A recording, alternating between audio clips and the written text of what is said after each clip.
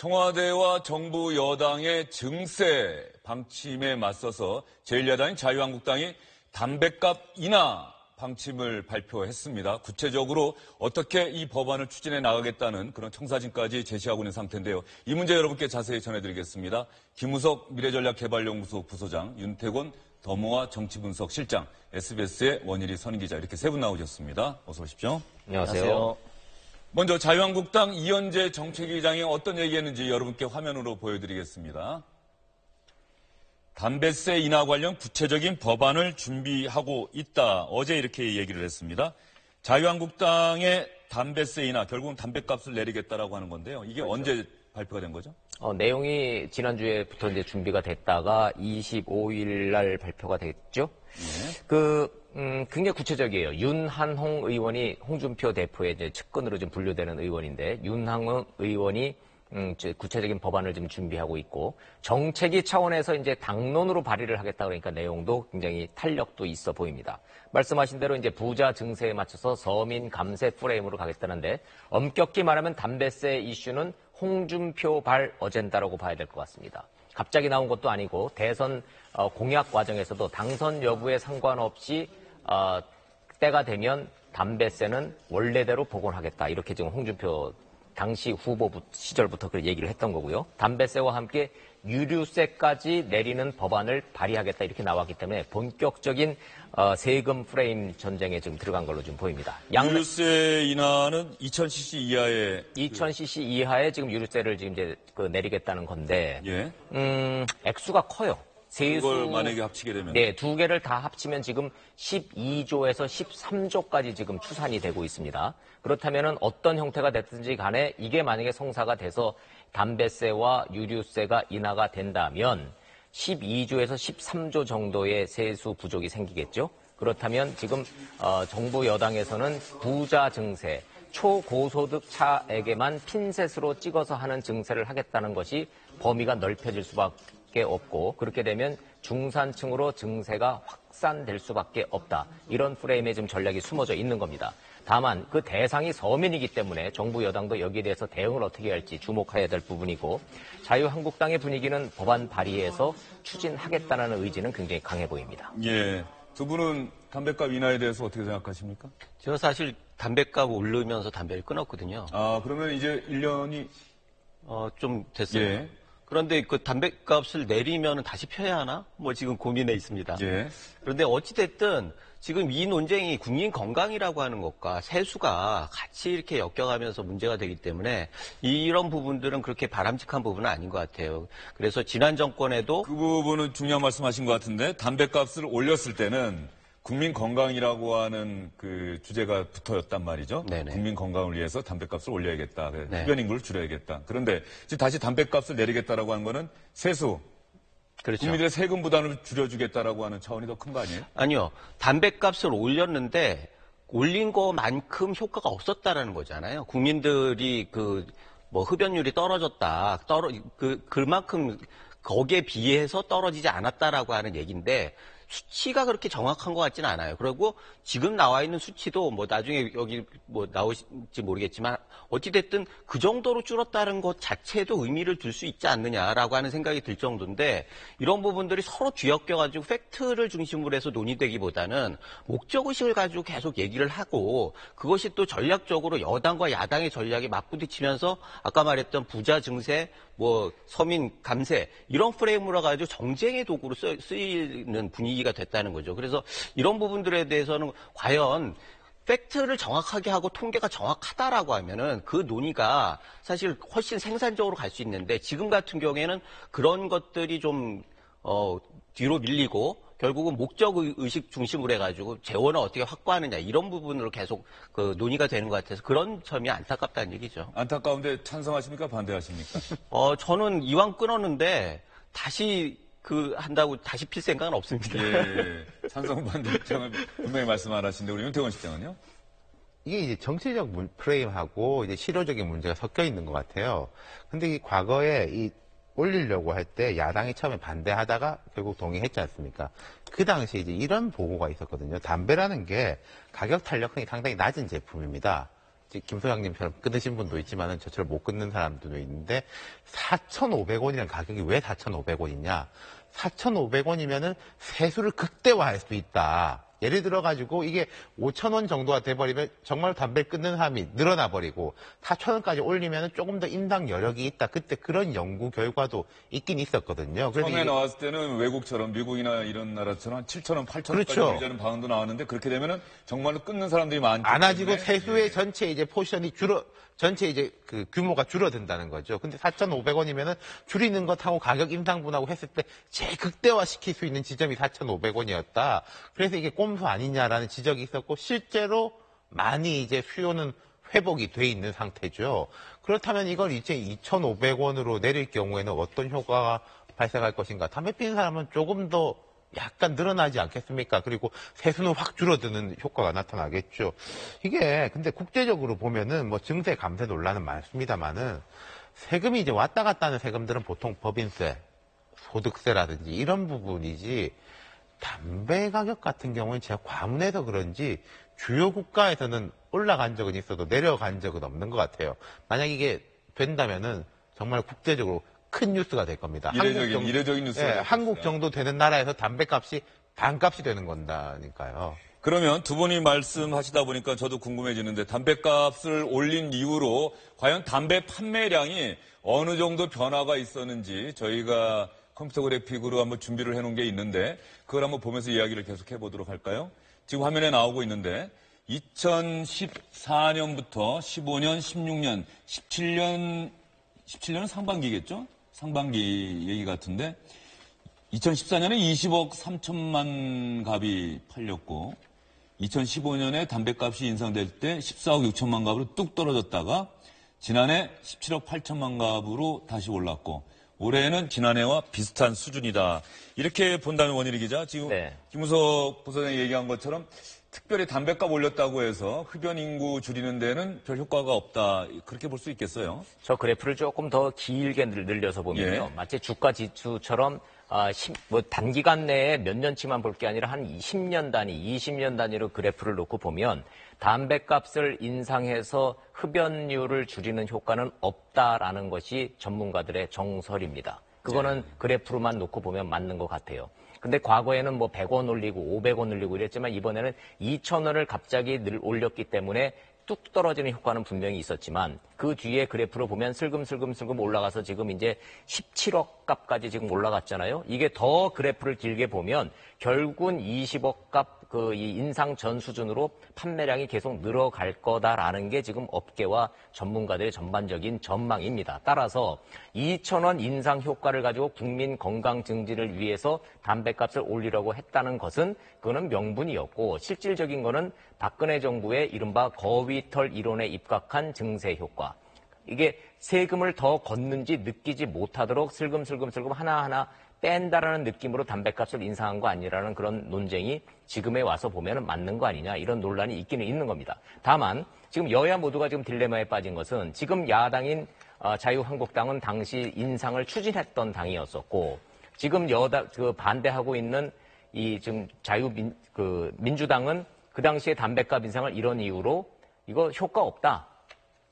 결국은 증세다. 이렇게 해서 반대했던 입장이기 때문에 이게 여야 입장이 바뀐 이 논리 구조를 어떻게 다시 전개해 나갈 건가를 놓고 지금 이제 고민에 좀 빠져 있는 거죠. 예, 그리고 요즘 담배과학에 그 흡연 인구를 줄이기 위해서 일종의 좀 혐오스러운 사진까지 붙이지 않았습니까? 그걸 다 의무화해서 모든 담배값에 그 사진이 붙어 나오는데 그래도 계속 담배를 사서 지금 피우고 계신 그 거예요? 스토리가 조금 재밌는 예. 게 제가 그 당시 국회에서 일을 하고 있었거든요.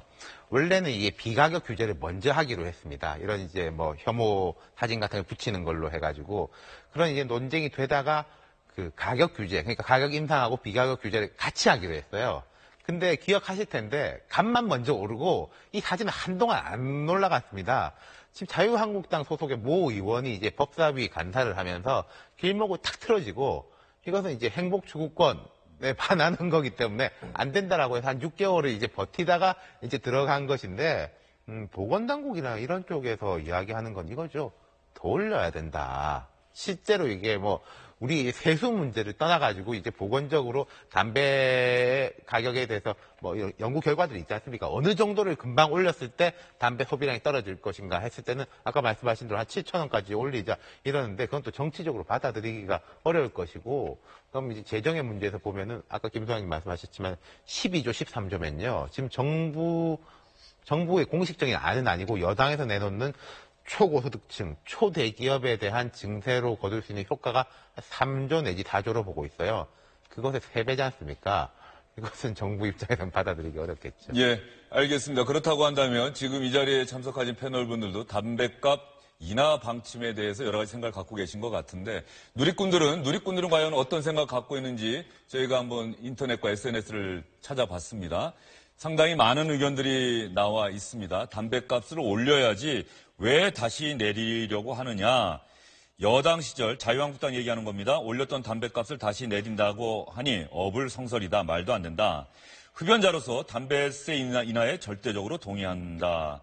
담배값 인상에도 흡연율은 줄지 않았으니 인상할 명분은 없다. 찬반 의견이 이렇게 갈리고 있습니다. 그런데 조금 전에 여당 시절 올렸던 담배값을 다시 내린다고 하니 어불성설이다. 이렇게 자유한국당을 비판하는 의견도 있지 않았습니까? 실제로 자유한국당이 여당 시절이었던 박근혜 정부 때 이 담배값이 오르지 않았습니까? 당시 박근혜 대통령부터 최경환 경제부총리까지 국민 건강 증진 차원이라는 점을 강조하면서 담배값 인상 강력하게 추진했던 모습 기억납니다. 흡연율을 낮추기 위한 담배값 인상 추진과 관련해 다양한 목소리들이 있습니다. 담배는 가장 대표적인 건강 위험 요인 가운데 하나입니다. 모든 국민이 건강한 삶을 누리기 위해서는 4대 중증 질환 등 탄탄한 의료보장 체계를 갖추는 것도 중요하지만 금연과 같은 질병 예방 노력이 먼저 선행되어야 합니다. 이번 기회에 흡연율을 선진국 수준으로 낮출 수 있도록 예방과 금연 대책을 확실하게 추진해 나가야 할 것입니다. 국민 여러분께서도 정부의 노력에 이해와 협조를 부탁드립니다. 네. 2014년 9월 달에는 담배값 인상 국민건강에서 추진하고 있다. 또 10월 달에는 담배세 인상 세수 목적 아니다. 증세 아니다. 지금도 이 생각에 변함이 없으십니까? 예, 주 목적은 그 국민건강 정진이었습니다. 담배세 인상에는 결국 국민 건강을 위한 것보다는 결국은 서민 증세다. 2018년 19년 때에는 40억 값이 팔린다 하면은 6조 7천억이 담배 세수에서 그칠 것이다. 이게 바로 전형적인 서민 증세다. 결국 부총리의 답변, 증세가 아니라 국민 건강을 위해서 조치를 한 것은 결국은 이증 아니냐 이거죠. 의원님 아까도 잠깐 답변 올렸습니다만은 그때 경고 그림이 같이 갔다면은 저는 우리가 당초 목표 전망했던 34% 정도 줄었다 봅니다. 그런데 금년에 25% 줄 걸로 봅니다만은 25% 주는 것도 금년 효과가 굉장히 크게 나타나고 있는 겁니다. 김우석 부소장께 여쭤볼까요? 자유한국당이 여당 시절에 담배값 올렸다가 이제는 다시 담배값 내리겠습니다라고 추진해 나가는 모습에 대해서 의아해하고 문제가 있다라고 생각하는 분들도 분명히 있는 것 같습니다. 네, 그렇습니다. 사실 홍준표 그 대표가 대선 공약을 할 때부터 그런 논란은 있었어요. 그런데 일단 대선 공약을 지키겠다라고 하는 부분들에 대해서는 뭐 나름대로 인정할 부분이 있는데 문제는 지금 저게 국회에서의 논쟁거리냐라고 하는 부분들에 대해서는 우리가 생각해 볼 필요가 있다는 거죠. 사실 아까도 얘기했듯이 지금 증세라고 하는 부분들은 그 초기에는 이거를 그 정부에서는 계속 국민 건강을 강조했지 않습니까? 그 결과로 증세 부분이 나타나는 건데 사실 증세 부분을 그 대놓고 얘기할 수는 없었어요. 미필적 고의는 있었을지 모르겠지만 그렇다고 하면은 액면 그대로의 선의는 우리가 믿고 그걸 따라줬다라는 거 아니에요? 그러면 그 다음에 효과가 어땠느냐라고 하는 객관적인 수치를 가지고 우리가 얘기를 해야 하는데 아까 얘기했듯이 그 다음에 한 4분의 1 정도 줄었다 얘기했고 아까 우리 SBS에서 준비하는 그래프를 봐도 지금도 보면은 한 3만 값 정도가 3억 값 정도가 줄었어요. 전체로 보면 10% 이상이 줄은 거예요. 그러면 이게 효과가 없었던 것이냐, 그렇게 보기는 너무 힘들다는 거죠. 그리고 그 중간에 내렸던 한 2, 3년 중간에 그 금연을 했던 것들이 과연 효과가 없었다고 볼 수 있느냐. 우리 병원에 가면 뭐 모든 사람들이 물어보는 거 아니에요. 금연하십니까? 담배를 피십니까? 안 피십니까?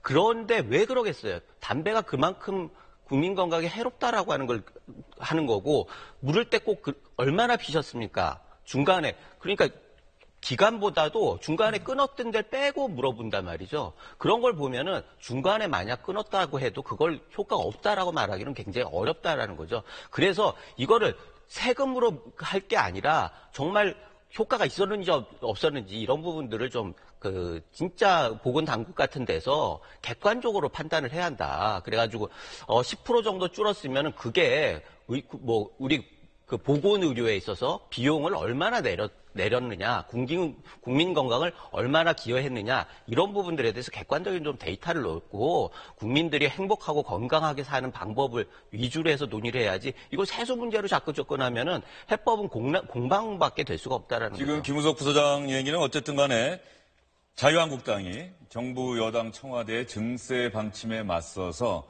일종의 감세라고 하는 차원에서 접근한다. 그러니까 정략적인 차원에서 접근하는 거는 좀 문제가 있지 않느냐. 그렇게 받아들여도 되겠습니까? 아니, 논의 자체가 그렇게 가면 안 되는 거예요. 이건 물론 다른 얘기죠. 그 부분은 뭐 여야 정쟁에 있어서 어떤 부분이 있겠지만 그게 효과도 있겠고, 그 부분을 차치하고 이 본질적인 논의를 우리가 할 때는 증세 부분은 좀 뒤로 밀어놓고 이 자체에 집중을 해가지고 판단하는 게 우선이 돼야 한다는 얘기입니다. 담배값 문제에 집중해야 된다라고 하는 그런. 저도 이게 만약에 홍준표 대표나 저 자유한국당의 이제 논리처럼 주로 서민들이 홧김에 많이 펴가지고 끊지도 못하고 고령층, 특히 이제 노년층들의 부담이 올라간다라고 하면은 다르게 풀면 됩니다. 기초노령연금을 올린다든지요. 이제 저소득층한테 이제 뭐 보조금을 준다든지 바우처를 준다든지 그런 방법으로 하면은 담배를 덜 피게 해드린과 동시에 이제 가처분 소득은 올려줄 수 있는 그런 방법들이 있는 거거든요. 근데 예를 들어서 담배는 흔히들 뭐 서민만 한다고 하죠. 부자, 서민 똑같이 하는 건데 그럼 이제 부자의 부담도 줄어드는 거 아니겠습니까? 그런 식으로 할 수 있는 방법이 아닌 건데 감세라는 단어에 너무 조금 집착한다고 하면 과한 말이고 감세라는 단어에 너무 좀 꽂혀 있는 게 아닌가 싶어요. 예, 자유한국당 어쨌든 간에 담배값 인하 방침 발표하자 여러 가지 논란, 찬반 의견이 나오자 자유한국당의 정우택 원내대표 조금은 신중한 태도로 돌아선 듯한 모습을 보였습니다. 담배세에 대해서는 아마 홍준표 대표가 후보 시절에 강력히 주장했던 사항입니다. 또 우리 당의 대선 공약이기도 합니다. 그렇지만 그것이 이행 정말 단계에 들어갈 때는 다시 한번 검증을 해서 우리 국민들은 어떻게 생각하는지 이것도 한번 참고를 해서 최종적으로 이것을 당론으로 정할 건지 아니면 개별위원회 법안 제안으로 결정할 것인지 그 여부를 결정해 나가도록 이렇게 하겠습니다. 아직 당 차원 추진은 아니다 이 말씀이시죠? 네, 그렇습니다. 네.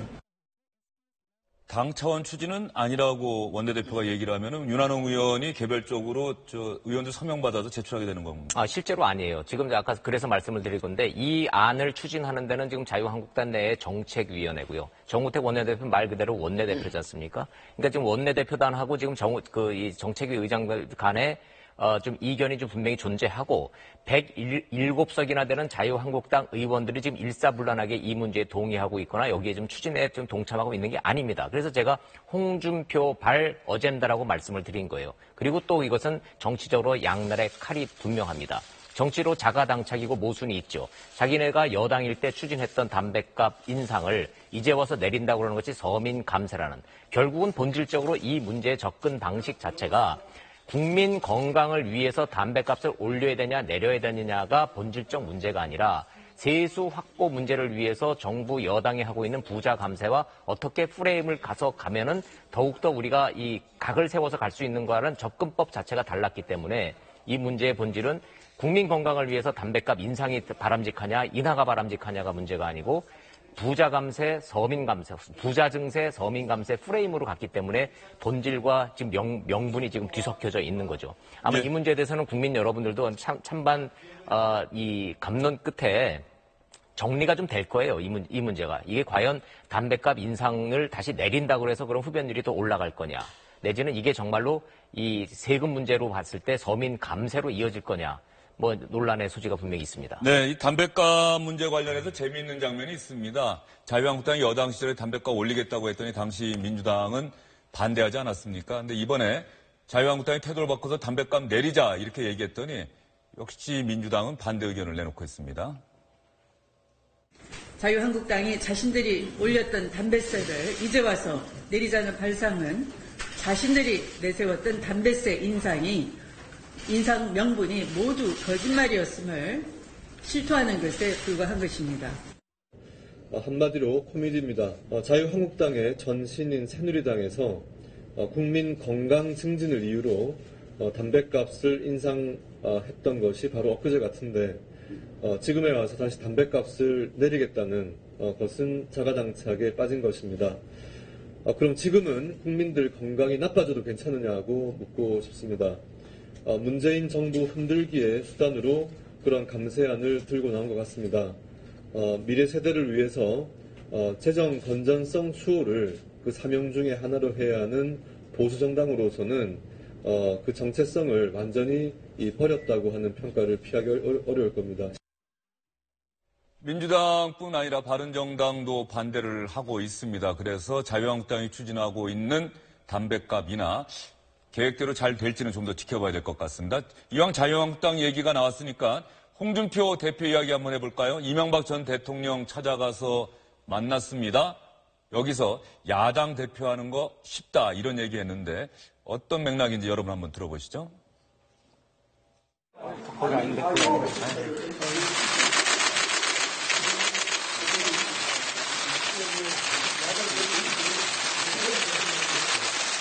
근데 여당 대표할 때보다 쉽습니다. 이렇게 건강한 야당이 참 필요한 거였습니다. 건강한 야당. 야당은 하지. 여당은 무한 책임이 있기 때문에 한 6개월 하기 참 힘들었고요. 근데 야당은 가는 길목을 알기 때문에 그래 뭐 하기가 별로 어렵지가 않습니다. 여당 대표하고 야당 대표 해봤으니까 양쪽을 다 해봤으니까 네, 그러니 아마 내가 볼 때는 잘할 수 있을 거예요. 요즘 말로 흔히 근자감이라고 하지 않습니까? 근거 없는 자신감이라고 하는데 그러게요. 홍준표 대표 입장에서는 뭐 근거 있는 자신감을 드러냈다 이렇게 또 볼 수도 있고요. 그렇죠. 뭐 저 말이 뭐 또 틀린 말은 아니에요. 여당도 해보고 야당도 다 해봤기 때문에 여당이 어떻게 움직일지 길목을 알고 있기 때문에 그 길목마다 어떻게 하면은 정부 여당이 곤란해지는지 내가 너무나 잘 알고 있어서 야당 대표하기가 쉽다. 뭐 이런 뜻으로 지금 되고 있는데 이게 이제 단순히 그냥 어떤 말로 인해서 자기의 생각을 한다라기보다는 정치적으로 좀 자유한국당이 이 여소야대 국면에서 이렇게 어느 국면에서 어떤 수를 두면 지금 법안 통과나 이런 데 있어서 애를 먹는다라는 거를 그럼 현실적으로 봤을 때는 아예 틀린 말도 아니지만 또 굉장히 위험한 말이기도 하네요. 예. 홍준표 대표가 이명박 대통령 시절에 원내대표도 하고 당대표도 하고 네. 이명박 대통령과 홍준표 대표 사이가 좀 친밀하다고 볼 수 있죠? 같은 대학교 출신이고 예. 서울시장 캠프 때도 기여를 많이 했고 이런 부분들이 같이 겹치는 거죠. 그래서 두 분 간에는 굉장히 친밀한 그런 게 있을 것 같은데 대표할 때 부분에 있어서는 약간 차이가 좀 있었던 것 같아요. 어찌됐든 그거하고 상관없이 어제 그 발언 자체에 대해서는 뭐 여당을 해봤기 때문에 길목을 알기 때문에 이런 부분들도 있겠지만 또 홍준표 대표 개인의 캐릭터하고도 야당이 좀 맞는 거 아닌가 이런 생각이 들어요. 사실 어제 뭐 제가 그 모 TV에 나온 예능 프로에 홍준표 대표가 나온 거를 보고 좀 찬찬히 잘 봤는데 본인이 얘기하기를 난 멋대로 사는 사람이다 이렇게 얘기를 했어요. 그거는 그 책임보다는 뭐 하고 싶은 대로 한다 이런 얘기인데 그거는 야당에 어울리는 얘기죠. 그리고 평상시에는 대표로 맡기지 않다가 위기 때는 맡긴다. 이런 얘기도 하고, 그 다음에 포용적 리더십을 하려고 노력하는데, 뭐, 그렇게 자꾸 사람이 바뀌면 일찍 죽는다. 이런 얘기들까지 했어요. 그런 걸 보면은, 홍 대표는 확실히 확실히 방향이 서 있는 사람이고, 거기에 일로 매진할 그런, 캐릭터라고 보여집니다. 그런데, 이렇게 했을 때, 잠깐 위험한 부분들이 있어요. 원 기자님 말씀하셨듯이 이게 어떻게 보면 적대적 그 공생관계를 계속 다시 복원하는 가능성들이 있거든요. 그래서 이게 야당이 여당을 알고 여당이 야당을 알기 때문에 서로 발목 잡는 방향으로 간다라고 하면은 정치 발전은 영원히 안 될 거라고 생각을 하고, 그렇다고 하면은 정권이 바뀔지 몰라도 생산적으로 바뀌지 못할 거라는 거죠. 계속 서로가 악수를 거듭할 뿐이지, 그런 면에 있어서는 지금 여야가 상당 부분 생각할 부분이 있는 그런 얘기가 아니었나 생각합니다. 그런데 지금은 어쨌든 홍준표 대표의 이야기를 갖고 우리가 짚어보는 부분인데, 그렇다고 한다면은 야당이 새로운 패러다임의 야당의 모습을 보여주기는 쉽지 않을 것 같다. 뭐 이렇게 해석할 수 있을 것 같아요. 과거에 내가 여당도 해보고 야당도 해보고. 그런데 이명박 전 대통령은 홍준표 대표에게 어떤 덕담을 했을까요? 어쨌든 간에 홍준표 대표 듣기에 좋은 이야기 했습니다. 홍 대표 중심으로 야권이 단합해야 한다. 건강한 보수가 홍 대표에게 거는 기대가 있다. 나도 밖에서 열심히 돕겠다. 이렇게 얘기해서 덕담했습니다. 바른정당 쪽에서 들으면은 조금 기분이 안 좋을 수도 있는 이야기인데, 뭐 바른정당 대표들도 찾아간다면 또 저런 이야기 하지 않을까 싶은 생각도 좀 들고요. 그런데 두 사람이 어제 만났을 때 어떤 이야기 나눴습니까? 4대강 이런 얘기 혹시 나눴습니까? 라고 물어봤더니 배석했던 자유한국당 대변인이 이렇게 전했습니다. 4대강이라는 국정원 문제는 전혀 얘기가 국정원 문제에 대해서 이야기는 없었습니다. 그리고 4대강 문제에 대해서는 그거는 이제 재판까지도 다 받은 그런 사안이고, 그런데 이제 감사원에서 다시 이렇게 뭐 진행을 한다고 하니 요 정도 선에서의 언급. 어떤 맥락에서 그 얘기가 나오는 겁니까? 뭐 근황이 어떠시냐 뭐 이런 것들을 묻는 과정에서의 이제 얘기. 윤태곤 시장 보기에 말이죠. 이명박 전 대통령 입장에서는 이 4대강 사업에 대한 감사원의 재감사, 이런 부분이 상당히 신경이 쓰이는 것 같고 좀 기분도 안 좋은 것 같고 말이죠. 그렇죠. 이게 4대강하고 국정원은 MB 정부 측에서 볼 때는 다릅니다. 되게. 그 이명박 전 대통령 주위의 분들은 4대강 사업이 뭐 실무적인 좀 잘못은 있었겠지만은 큰 틀에서 이제 국가를 위한 것이었고, 또 실제로도 뭐 가뭄 해결에 대해서 도움이 되고 있다. 그런데 이게 정치적 공격을 당하고 있는 것이다. 감사원이라든지 여러 군데에서도 이제 문제될 게 없지 않았냐라는 거예요. 좀 자신 있어 하는 입장이고 재평가를 받을 수 있다라고 생각하는 부분인데, 국정원에 대해서는 그냥 언급을 잘 안 하려고 하죠. 통상 그분들하고 이야기해보면은 그 뭐 원세훈 전 원장의 캐릭터가 독특했다. 그 사람이 말을 뭐 여러 가지를 했지만 밑에서 실제로 뭐 하긴 많이 했겠냐. 우리도 잘 모른다. 그런 식으로 나눠서 이야기를 하고 있거든요. 지금도 보면 그 모습이 이제 그대로 드러난 것 같고, 저는 홍준표 대표도 앞으로 좀 그럴 것 같습니다. 뭐 정부가 이제 적폐청산의 프레임을 들이댈 때 4대강 부분에 대해서는 강력하게 방어막을 치되, 뭐 국정원 부분에 대해서는 조금 다르게 접근하지 않을까요? 네, 그런데 오늘 청와대에서 문건 계속해서 발견되고 있는데, 네. 이명박 정부 당시의 문건도 발견이 되고 있는데, 네. 그 내용을 공개할지 말지 뭐 고민 중이다. 이런 기사를 제가 봤거든요. 네, 그 문건 하나가 1000페이지짜리가 좀 있다는 거예요. 아, 1000쪽이 넘는. 예, 그러니까 양이 있네요. 기본적으로 발견된 문건이 지금 많습니다. 저희도 처음에는 그 얘기를 들었을 때 뭐 문건 하나가 MB 때 꽤 나왔다, MB 정부 때 문건이 나왔다 그래서 뭐 한두 장 정도 그 문건 하나가 나왔나 보다 그랬는데, 한 종류의 문건 하나가 좀 1000페이지짜리니까 두께만 해도 지금 이만큼 된다는 거잖아요. 그렇게 된다면은 여기에는 별 얘기가 지금 다 나와 있는 거죠. 그럼 이거를 이제 어디까지 어떻게 공개해야 될 건가를 놓고 지금 고민을 하고 있다는 얘기인데, 자, 핵심은 이거죠. 이제 이명박 대통령 입장에서는 4대강 사업에 대해서는 역사적 평가를 좀 제대로 해달라는 게 그 주문 사안이고요.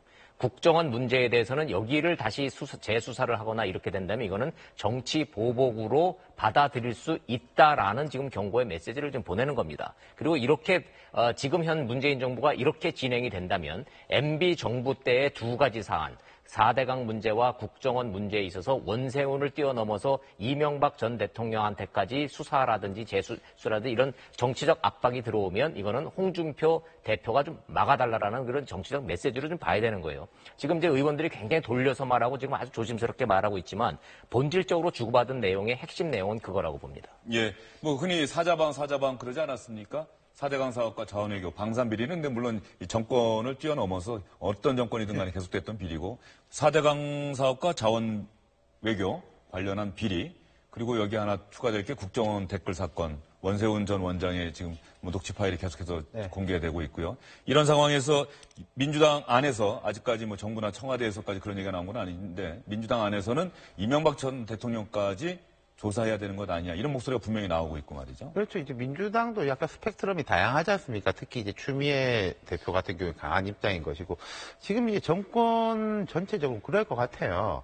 여론을 보겠죠. 그리고 이제 계속 뭐 문건이라든지 특히 이제 국정원 수사가 어떻게 진행이 되는지를 보면서 여론을 보고도 여론이 이렇게 많이 올라갈 경우에는 점점 더 그 폭을 넓힐 수 있는 것이고 여론이 근데 이건 조금 너무 심한 거 아니냐라고 하면은 이게 조정을 할 것이고 지금 어떤 딱 선을 정해놓고 거기를 향해서 달려가고 있다고는 저는 보이지가 않아요. 예, 선을 정해놓은 것 같지는 않다. 아직까지 방향을. 김무석 부소장 생각은 어떻습니까? 일단은 그 이명박 대통령 입장에서는 초기에 지금 그 문재인 정부에서 타겟은 이명박 정부다라는 얘기가 꽤 있었지 않습니까? 그거는 노무현 전 대통령 그 문제도 있고 거기에 대한 그쪽 진영에 있어서의 보복 심리 이런 부분들이 있었는데 그걸 뭐 좀 추스리면서 이렇게 가고 있는데 지금 캐비넷 얘기를 하셨는데 캐비넷이 어떻게 보면 그 도화선이 될 수도 있다라는 거죠. 그래서 굉장히 불안하고 곤혹스러운 입장이 맞는 것 같고 또 억울한 부분들도 있을 거예요. 사실 적폐라고 하는 건 박근혜 전 대통령이 MB에게 썼던 MB 쪽에 썼던 얘기예요. 그래서 정말 감사원이나 이런 걸 해가지고 철저하게 털었는데 뭐 특별하게 나온 게 본인 얘기다 그러면 특별하게 나온 게 없는데 그럼에도 불구하고 지금 뭐 다시 그걸 뒤집어가지고 하겠다 이런 것들은 정말 심리적인 압박이 굉장히 큰 거라고 볼 수가 있고요. 그저 박근혜 정부에서 적폐 부역자라고 하는 그 압박을 받았던 그 MB계 이 사람들도 똑같은 생각들을 할 거예요. 그래서 지금 아까 뭐 밖에서 열심히 돕겠다 그 얘기를 하고 있지만 사실은 홍준표 대표에 대해서 좀 도와달라라고 하는 SOS의 분위기가 있는 것 같아요. 그런 면에서는 갑과 을 관계가 지금은 좀 바뀐 거 아닌가라고 하는 생각이 듭니다. 예, 알겠습니다. 청와대에서 이명박 정부 당시 문건도 발견이 됐고요. 국가정보원에서 자체적으로 13가지 사건 정해서 자체 조사하고 있습니다. 이 안에도 이명박 정부 당시 사건도 있기 때문에 그 조사 결과에 따라서 앞으로 과연 검찰 수사로까지 이어질지 저희도 좀 더 관심 있게 지켜보도록 하겠습니다. 잠시 뒤에 고수의 일집 유인태 의원 나오시기로 돼 있기 때문에 세 분과 말씀 여기서 정리하겠습니다. 수고하셨습니다.